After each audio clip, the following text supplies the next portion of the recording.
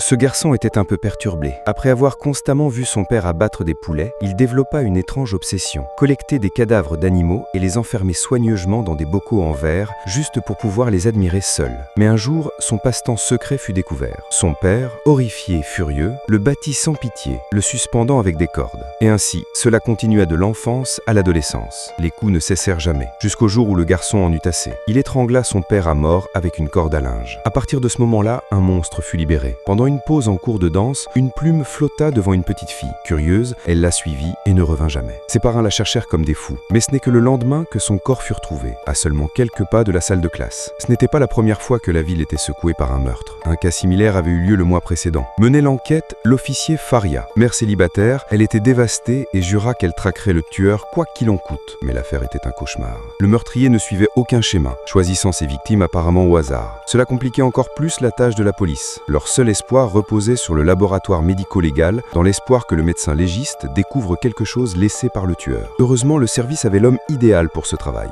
Un brillant spécialiste médico-légal se lança immédiatement dans l'enquête. En analysant des résidus sur les vêtements de la victime, il commença à assembler les pièces du puzzle. Premier indice, les éraflures sur les vêtements de la fillette correspondaient à une clôture en fil barbelé sur un terrain vague à proximité. Deuxième, la poudre blanche sur ses vêtements provenait probablement du frottement contre l'écorce d'arbre en se tenant à des branches dans un sentier étroit. En suivant la piste des empreintes, les enquêteurs furent menés à un petit fossé avec un pont bas. Si le tueur avait attiré la victime ici, il y avait de fortes chances qu'il ne soit pas très grand. Et c'est là que vint la partie la plus étrange. Le corps de la fillette avait été trouvé à côté d'un tas d'ordures, mais pas dedans. Pourquoi l'abandonner près des déchets et ne pas le jeter dedans? Le médecin légiste avança une hypothèse audacieuse. Le tueur pourrait être un enfant, trop petit et trop faible pour soulever le corps par-dessus le rebord. Avant que l'équipe ne puisse assimiler tout cela, une nouvelle tragédie frappa. Une mère emmena son enfant au parc d'attractions. L'enfant monta sur un radeau pour jouer. Mais lorsqu'il revint, il avait disparu. La panique se répandit. Alors que l'équipe arrivait à une impasse, un ancien chef de police entra au commissariat. Il évoqua une affaire glaçante datant d'une dizaine d'années. Même type de victime, même genre de disparition. Mais cette affaire-là, elle était devenue une tache sur le système judiciaire indien. À ce jour, elle restait non résolue.